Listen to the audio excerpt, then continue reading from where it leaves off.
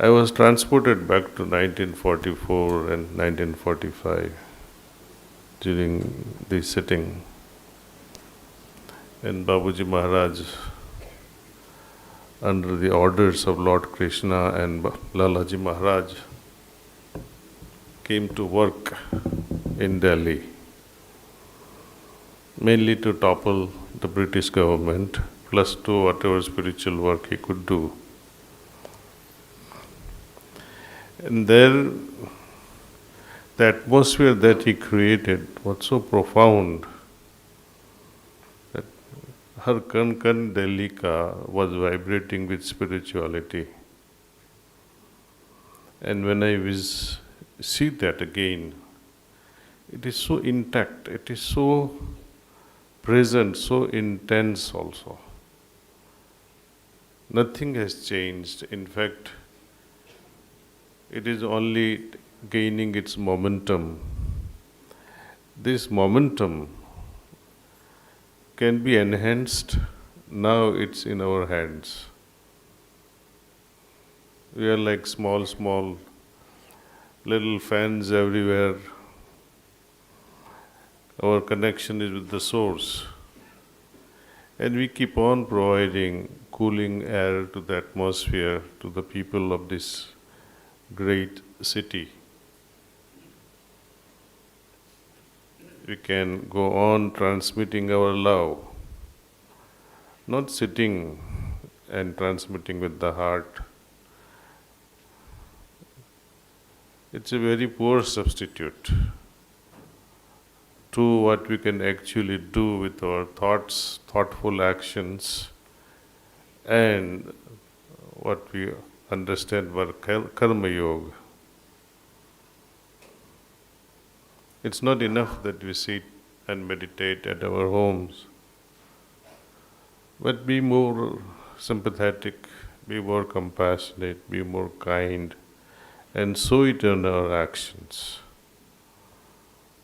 To our neighbors, to our colleagues at office. Often people complain, my such and such a colleague is so jealous of me, or he's so competitive. You can invite that person home for dinner or something. Ask him, what is your problem? We can be together, we can be good friends. Why are you doing this? And see what can happen. Heart-to-heart talk always benefits all involved in the process. So things like that, if you can adopt the charge that was established, Babuji says, rather Lalaji Maharaj says, every corner of this city is charged and vibrating so intensely. That charge hasn't changed. In fact, it multiplied many a times in 1983 when Babuji was here. These are unwritten stuff. That ultimately changed the vibratory level of the city once and for all. It is irreversible. It cannot be diluted any further, but it can only be strengthened by us. We, the lovers of the great masters. If we don't do, then we don't deserve to be called the lovers of the great master. So that's all I submit together. Make it as a true Jan Abhiyan. Thank you. If you have any questions, I'll be happy to answer a few. We have time, Navai.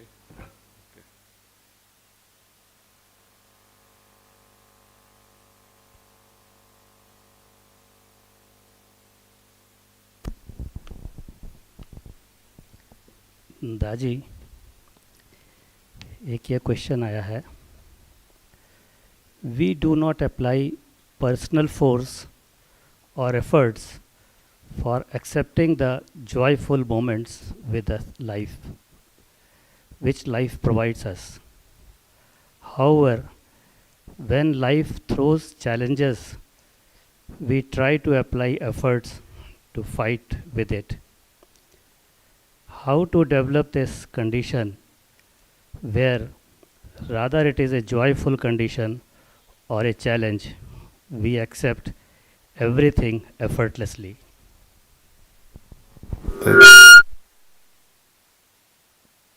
It's a very unnatural process. To remain joyful is very natural. It's God given. If we remain inactive, effortless, when we are pushed in a corner, when we are challenged, when we face problems, if you don't act on it, they will only increase. We have to work on our problems. We cannot say, God, please handle it, I will now become effortless. It will not serve any purpose. Unless some troubles are there, some stress is there, our tendency is not to do anything. Isn't it? Ask these students. If you didn't have stress, would you study? So some stress is required. See, I was asked this question by one of the professors in Hyderabad. She asked a question that, can meditation help reducing stress amongst the students during the exam time? I say, it surely can help, but why do you want to do that, such a favor to them? If you remove the stress through meditation, they are not going to study and they'll surely fail then, see. You as a professor should teach them in such a way that they don't have to strive too hard in studying. The professor's way of education also reduces efforts from students. So it should become joyful. So once a problem comes, they are no longer joyful because we got to solve them. And all the problems in life that we see, some of you are very young, some of you are already at the sunset of life perhaps, ready to say goodbye. They can give you a lot of wise stories, full of wisdom. And none of them will say, I enjoyed it so much and I learned something. None of them will say that. They will only say, इतनी मुसीबत आई इस ज़माने में, इतनी मुसीबत यहाँ आई, इतनी मुसीबत इधर आई, and now through those troubles I became something. You ask any great person also. It is not that we invite troubles. If they come, try to solve the riddle. That will make us stronger. Person going to gym, if he is not going to lift weights, means trying hard against particular stress, how is he going to develop biceps and these six packs? Some stress, some effort is required, see. While going to gym, you choose to create stress against your muscles. Nature gives some amount of stress that we don't want at emotional level, at mental level, throwing challenges.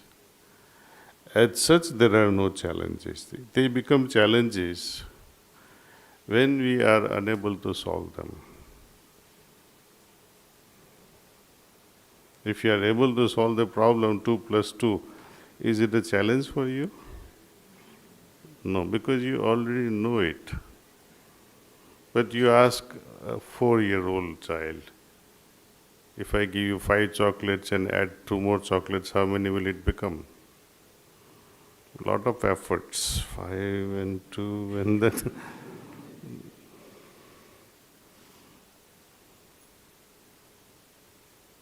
It becomes challenge when we are unable to solve the problem. So learn to solve the problem And afterward, once you have solved it, you'll smile at it and say, oh, I did it. Okay. Daji, Daji, there is one more question. As there is a quote of Chariji which says, learn to love without attachment. Can you further elaborate on this? How to achieve this? It is impossible to love in mundane world without attachment.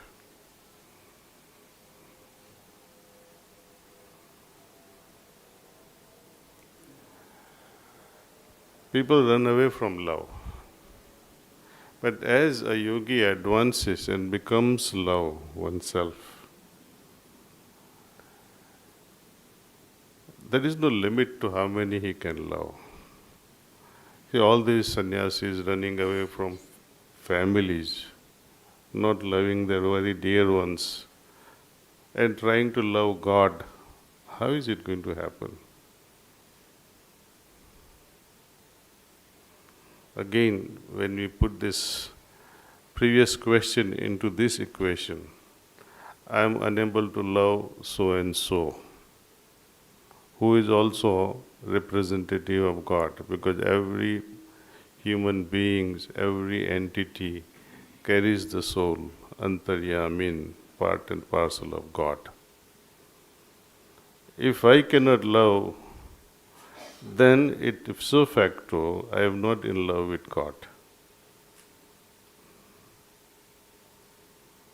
So where is your love? Where is your advancement in spirituality? Where you love everyone, because everything has this essence of God. There is no question of saying, I specifically love so and so.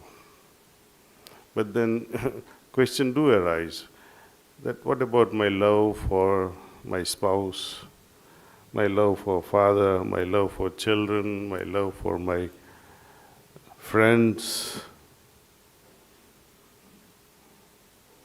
They're very unique. Though there is universal undercurrent of love in my heart, yet my love towards my spouse, my children, my parents, my friends will change. Undercurrent will remain same, but the expression will remain different in each situation. It is like this current of electricity.